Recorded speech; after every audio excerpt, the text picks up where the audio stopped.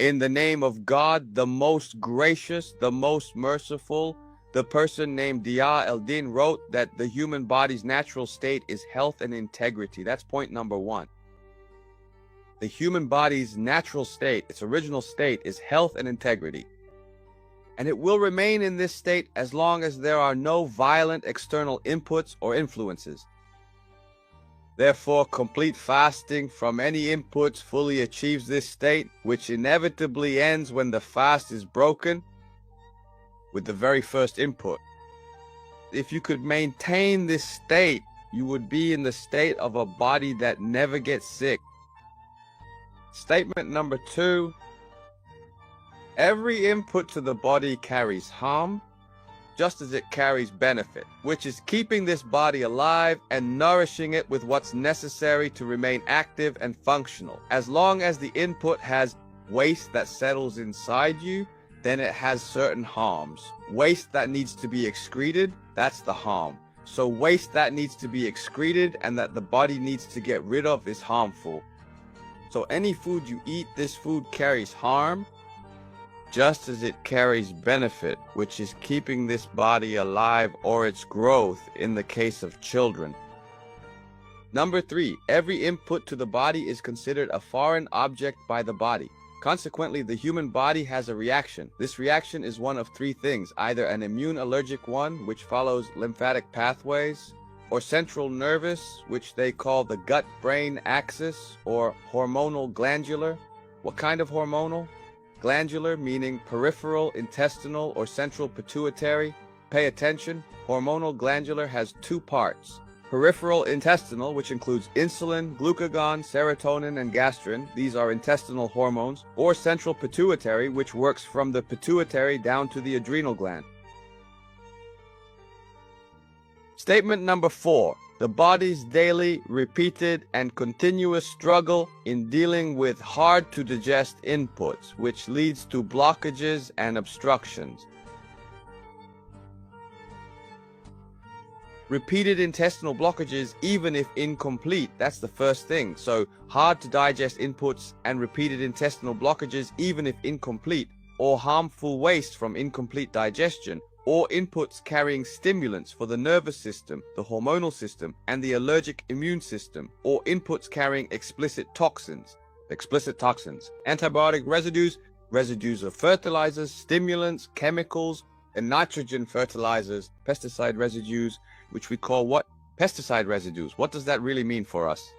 So what? Well, it's actually the body's struggle to deal with these leftover chemicals, dealing daily with these inputs, hard to digest, causing intestinal blockages, frequent even if partial, harmful waste from incomplete digestion, triggers for your nervous, hormonal, immune, and allergic systems. That's 3, or explicit toxins like antibiotic residues, residues of fertilizers, stimulants, colorants, chemicals, and fertilizers, pesticide residues. Statement number 5. This struggle manifests as constant pressure on a body that's constantly resisting, leading to frequent physical and psychological symptoms. Interconnected yet not obviously connected to each other, which is why they're called syndromes.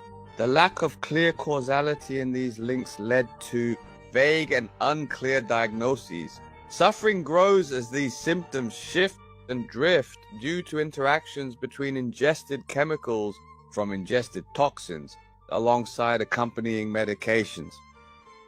Again, so the struggle intensifies, the symptoms shift and drift due to interactions between ingested chemicals from harmful toxins in food, along with the use of accompanying medications leading to worsening symptoms.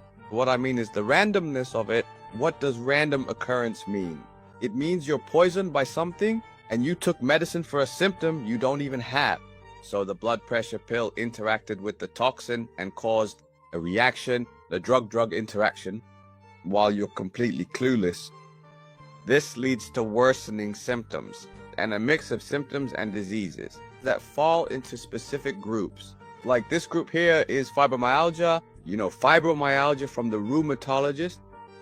Then here's the blood pressure group, and here's the diabetes group. And here's the immune diseases group. And here's the cancer group. That's how the classification goes. So it's randomness combined with massive numbers of number 6. Regardless of the symptom or disease name, it must be accompanied by a chronic disorder. And that's one of the conditions in the digestive system, even if the complaints first started during childhood.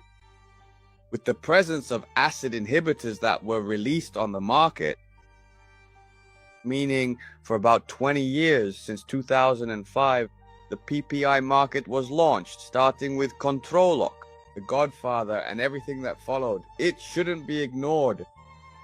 And with the progression of the disease and the emergence of cancers, we must not overlook the role of acid inhibitors in the appearance of these symptoms. Number 7, the cycle of treating what is not the actual cause.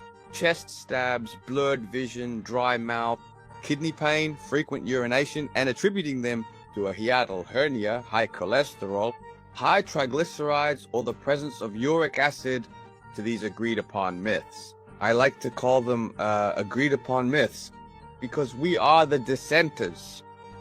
We are the dissenters. We are the clever ones, the followers of Ali al-Zaybak. Statement number 8, changes in analytical evidence, which are clinical laboratory investigations, the laboratory.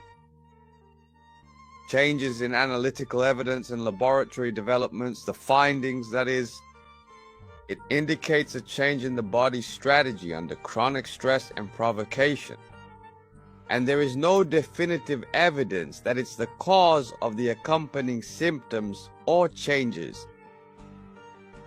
The cause is that which, when removed, ends the problem or the symptom. So again, changes in analytical evidence and laboratory developments, like high blood sugar, urea, creatinine, or uric acid, indicate a change in the body's strategy under chronic stress and provocation. And there is no definitive evidence that it's the cause of the accompanying symptoms or changes. The cause, for your information, is that which, when removed, ends the phenomenon, the problem, or the symptom. The insulin I take, yet the sugar rises. This means the sugar isn't high because of an insulin deficiency. Again, the insulin I take to lower the sugar, but the sugar doesn't drop, it rises. So the sugar wasn't high because of low insulin, period. Again, the insulin I give, which lowers the sugar, but doesn't improve erectile function, means sugar isn't the cause of the dysfunction. The reflux from a hiatal hernia, the hernia was treated, yet the reflux remains the same. Reflux due to bacteria, we took the medicine for the bacteria, but the reflux is still there. Just the same. Number 9. Drawing conclusions from lab evidence, like sugar and acetone, HDL and LDL, urea and creatinine, minerals and conductive mineral fluids, the electrolytes, sodium, potassium, and chloride, and linking it directly to the type of food, is superficial, specific, and completely wrong. What does that mean? Let's go back to number 9. Drawing conclusions from lab evidence, like sugar, acetone, HDL, and LDL, urea, creatinine, minerals, and mineral fluids, and linking it to the nature of food, that's just wrong. 100% wrong. Why? Because these markers are the same in all types of mammals and egg-laying creatures that have a liver. I mean, a crocodile has a liver and a chicken has a liver. And mammals, like a cow that eats grass, and a tiger that eats meat and drinks blood. All of them have sugar, acetone, HDL, LDL, urea, and creatinine. Even a mouse. So mammal. And egg layers, like birds, chickens, and crocodiles that have a liver, must have what I mentioned: HDL, LDL, acetone, sugar, urea, and creatinine. It's nature. God created it that way. The liver produces these things. The liver produces these things. So all herbivores, carnivores, and omnivores, everything with a liver, pigeons, chickens, and crocodiles, all of them have acetone, urea, creatinine, and sugar. And monkeys, by the way, because I really like monkeys. The rise and fall of these values from their usual levels is fundamentally linked to changes in the body state, neurological, hormonal, immunological, or allergic, regardless of the type of intake. So this means it's not that sugary food raised the sugar or protein-rich food raised the uric acid. Wrong. Wrong. That's just wrong.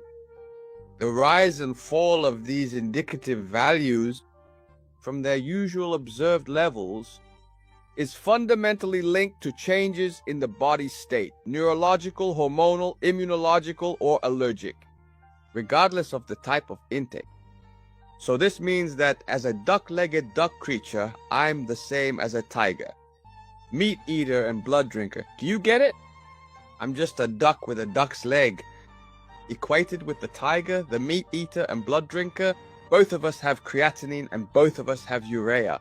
You have sugar and acetone, and so do I. Look, no matter what you eat, your body will react. Your body will react based on a specific strategy. This strategy is triggered because you put it under stress. It says, I'll handle this stress this way. Do you understand? Number 10, the final point in the statement. The body's ability to recover and heal itself through replacement, substitution, manufacturing, and synthesis. By resisting, preventing, forming, and dispersing, integrated, harmonious, and endless until death, your relative health is essentially equal to your ability to avoid toxic inputs in your life. Yawan, if you have zero toxic inputs, that means your health is, in a sense, infinite. And that was the very last point of the statement. The statement itself has 10 points, and I signed it at the end. A lifestyle, zero medicine, zero medicine. I mean what I say. All of it, zero medicine. I have no ulterior motive. Your health is in your hands. Whoa, I've said my piece. I am finished.